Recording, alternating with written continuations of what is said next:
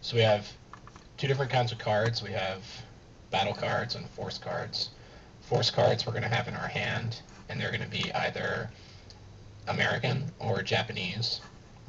And they'll have some numbers on them that represent their strength and stuff. But the way it's going to go is there's going to be one person who's going to be the round leader for this round. He's going to draw two battle cards from the battle deck. And then choose one of them that we're going to fight over. I'll go ahead and just draw two around for you, Jordan. All right. And so on the battle cards, you've got really four things you have to look at. The first is in the top left, you have the year of the battle. And that's going to affect what force cards can be played during that battle. Then in the bottom right, you have the victory point value. That's how many victory points that card is worth for whoever wins it. In the bottom left, you have a little rectangle. In this one, you've got a blank one and then like a half green. Some of them have a full green. What that means is it's a resource. To start the game, everybody's only going to get 6 cards, force cards in their hand. But then as the game goes on, as you get battle cards through winning rounds, you're going to accrue resources. For every full resource you have, you're going to get an extra card in your hand, up to a maximum of 9. And the last thing on these cards is the background. It's going to be either blue, like Samar, or kind of yellowish, or black. And if it's blue, then it must be a day battle. If it's black, it must be a night battle. And if it's kind of twilighty, the yellow one here, then you get to choose whether it's day or night. Go ahead, do you have a question? Nope, I was just explaining if you get 2 half resources, you get an extra card. I know you said that, but I just want to make sure it was clear. Yeah, some of the battle cards will have a full resource, so just that card gives you 1. But then there's also the half resources. If you get 2 of those, they combine to give you a full resource. That's right. Hey, Jordan, a little suggestion for any upgrades on the module. Okay. So the cards are just pulled out. They're force cards. And they have a lot of the same stuff that some of the battle cards have. The bottom right, a lot of them will have victory points. They work the same as the battle cards. Some of them have a little circle with an arrow. And that means that whenever they're played, they're never worth points. They're just going to get discarded and reshuffled back in the deck at the end of each round. Well, they're not going to get reshuffled at the end of each round, but they'll get discarded at the end of each round. They also have the backgrounds, which are just like the ones for the battle cards. So force cards that have a blue background can only be played during day battles. Force cards that have a black background can only be played at night. And then the yellowish ones, or the PP colors, I guess, are day or night. The force cards also have years on them. And basically, if the year is not listed on the force card of the battle, then you can't play it. So, we have all of these, well, a lot of them will go be later. So if it's 41, if 41 is available, then you'll have all of them. But it might be only 45 for some of them. So if we get a battle that's, if we pull Pearl Harbor and it's 1941, a lot of the cards are not available in 1941 and they're not allowed to be played.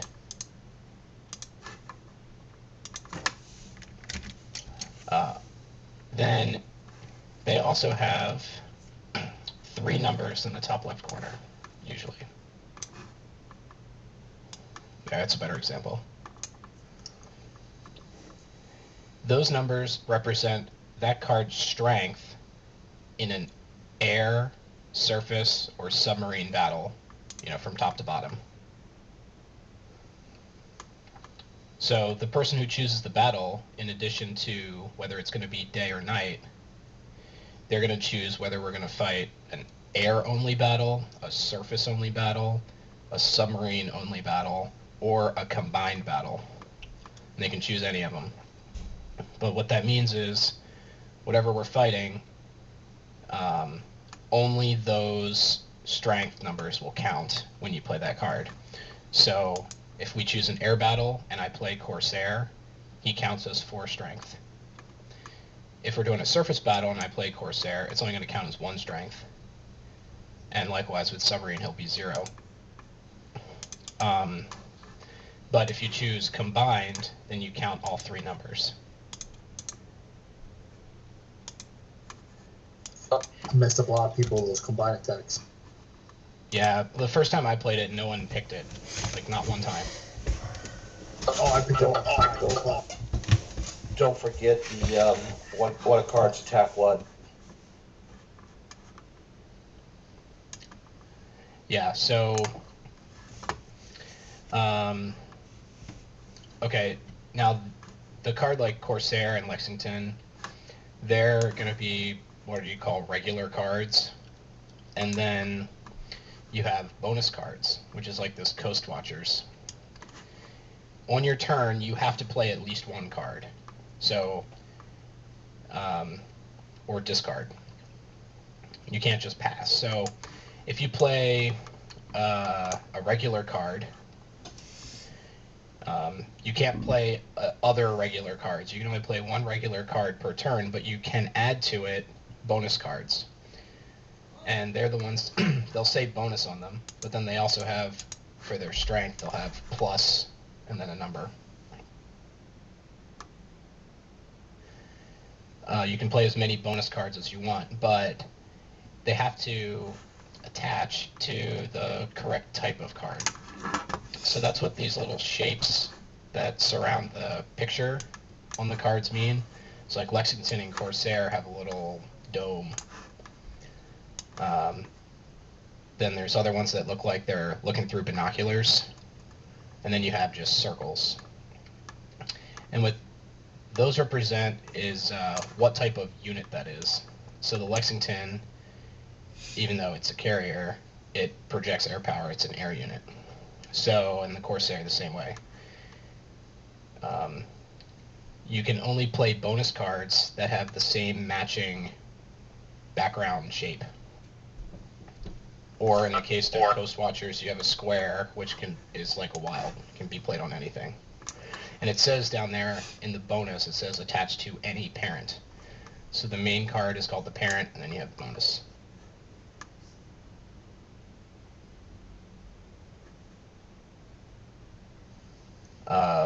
Couple little symbology things on the strengths. Like the Lexington has those question marks. Anytime it has a question mark, that's going to represent a die roll. And the die is going to get rolled at the end of the round, after everybody else has played cards too. If it's like surface, it's question mark 1, means it's a die roll plus 1. And then if you look at like Coast Watchers, it has a little star, like a sun for the air. That means it's a plus 1 during a day battle. And sometimes it has a moon, that's plus 1 at night.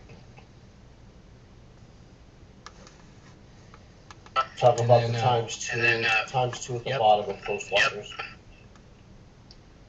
Yeah, so then at the bottom of some cards, not all, they'll have in italics, bottom left in italics, the name of another card. And what that is it's fate. So, like, take the Lexington, for example. It has the Shoho. So what that means is, if in the round we're currently playing, someone has played the Shoho, and it's out on the board, and it gets to me, and I play the Lexington, well, the Lexington is fated to destroy the Shoho. So, when I play the Lexington, I immediately destroy the Shoho and take it for its victory points. And that person doesn't get to play another card. Their card is just out for that round.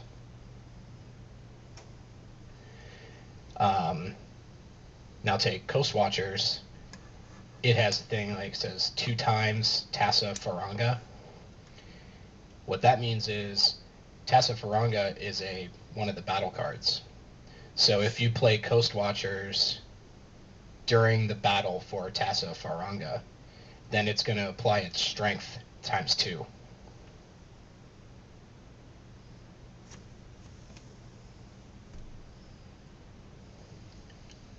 Now related to that, it is the left side of the cards in the center. Force cards have this little lightning bolt, and the battle cards have a little iron cross or something.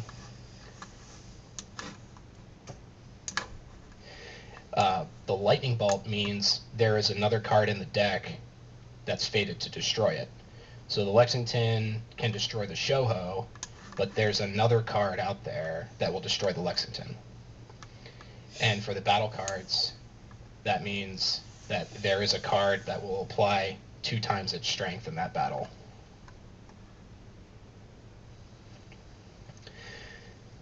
Now the basic flow of the game is going to be whoever the round leader is will draw 2 battle cards, discard one of them, choose day or night, and then whether it's going to be air, surface, subsurface, or combined.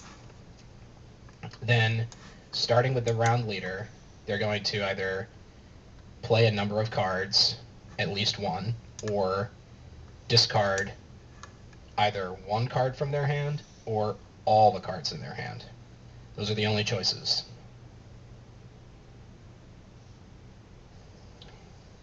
Now you can play like a regular card and an event, and you can play like a regular card and a bunch of bonus cards. You can only play an event. That's acceptable. But you have to either play or discard. No passing. Once they're done, then it's going to go to the next person. Everybody's going to get 1 chance to play cards. And once everybody's played cards, then we're going to count up and see whether the US or the Japanese win the battle. So that's another thing. When you play your cards, you can only play one side. You can't play both Japanese and American cards in one battle.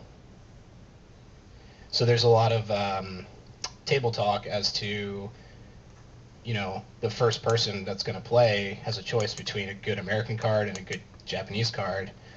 So they're trying to get people to ally with them, like, hey, I'm going to play my good Japanese card, everybody follow me so that we win the battle.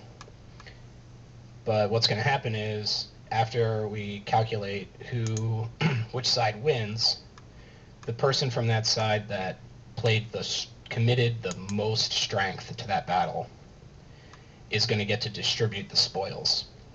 So the spoils are going to be all the cards from the losing side plus the battle card. And they have to give those out, and everybody has to get 1 before anybody gets a second one. You don't have to distribute the victory points evenly, just, even number of cards. There's 40 battle cards, so we're going to have 20 rounds, and that's pretty much it. Any questions? Anything I missed? What was that first part about the cards?